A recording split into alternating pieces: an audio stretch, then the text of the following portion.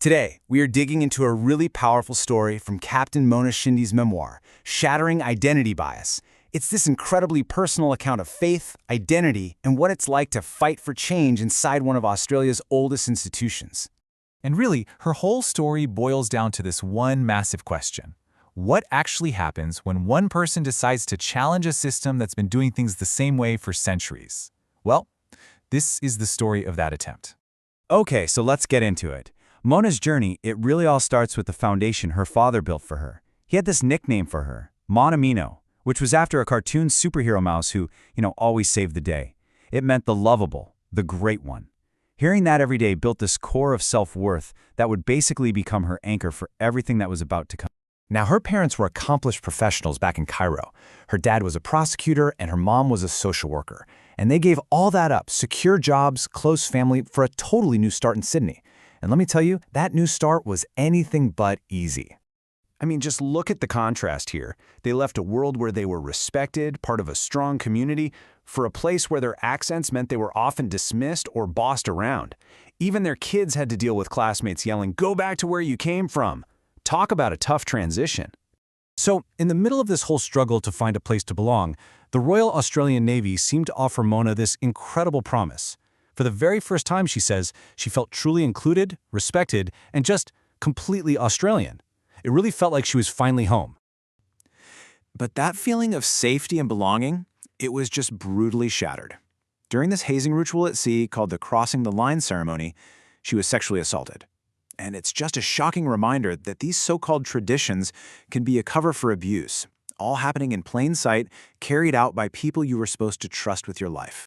And this wasn't just some isolated one-off event. The culture was filled with this kind of casual cruelty. You had these stiff shit books, which were basically logs celebrating humiliating pranks. Her own brother Hassan got mocked as an enemy within during the First Gulf War. And after her assault, the captain, who she certain saw what happened, did absolutely nothing. The silence was just deafening. Now, despite all this, Mona didn't just survive. She actually rose through the ranks, and that perseverance led to this completely unexpected opportunity, a real chance to try and fix the very system that had failed her. So in 2013, she gets a call, and it's from the Deputy Chief of Navy himself. He tells her he wants to make the Navy a more competitive employer of choice, and he asks her to become its first-ever strategic advisor on Islamic cultural affairs. And Shindy took this role on with a really clear four-part mission. This wasn't just about PR or recruitment. It was about making the military better, building stronger diplomatic ties, and being a positive role model for young Muslims who often felt cut off from the mainstream. And importantly, she also wanted to help empower her community to move beyond a sense of victimhood. At the same time this was happening in her career, something was also shifting for her personally. In 2014, at 45 years old, she decided to start wearing the hijab. For her, it was a public statement about who she was, a choice she finally felt confident enough to make. She was done living what she called a repressed life. But, as you can probably guess, when you stand up and try to change things, you often spark a fire. Her increased visibility and her mission for change ignited a complete firestorm of opposition. This next part really shows the personal cost of challenging the way things have always been done. To put it simply, her work became a lightning rod. It drew out all the resistance to change from people both inside the Defense Force and outside of it. The attacks got personal. I mean, really vicious. There was this one blog post that kept calling her a mole, and it twisted the word into this ugly, misogynistic, and xenophobic slur that was barely disguised as a joke. And from within the defense community itself, critics were quick to dismiss her role and all the Navy's diversity efforts as just politically correct tokenism.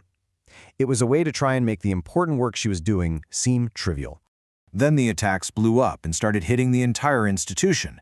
An article in The Spectator Australia used her as the prime example to argue that the whole Navy was becoming a joke because it was trying to be more inclusive. So here's the situation.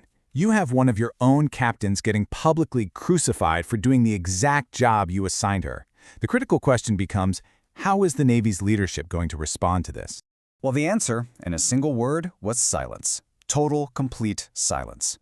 Shindy writes that there was no public defense from her superiors, no one stepping up to push back on these really personal attacks. She felt the focus was all on damage control for the organization, not on protecting their own officer. And you can just feel the sting of that betrayal in her own words. The very people she looked up to as leaders and mentors basically left her to face the storm all by herself. She felt like she was being made the scapegoat for the entire controversy. So, after all of that, what's the legacy of this whole struggle?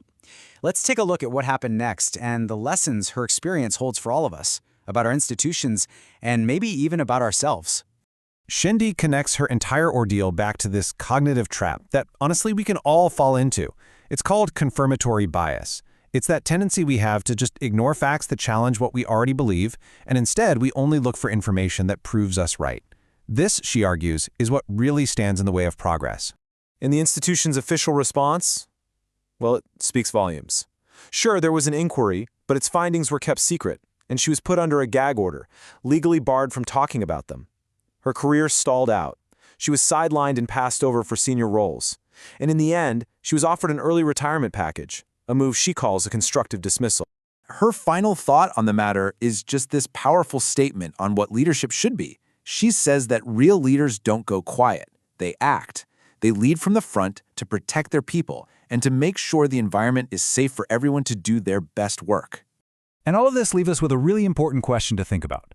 Mona Shindy's story is about one person inside one institution. Yeah, but it forces us to look around and ask, what are the hidden biases that our own workplaces, our communities, and our most important institutions still need to face up to and finally shatter?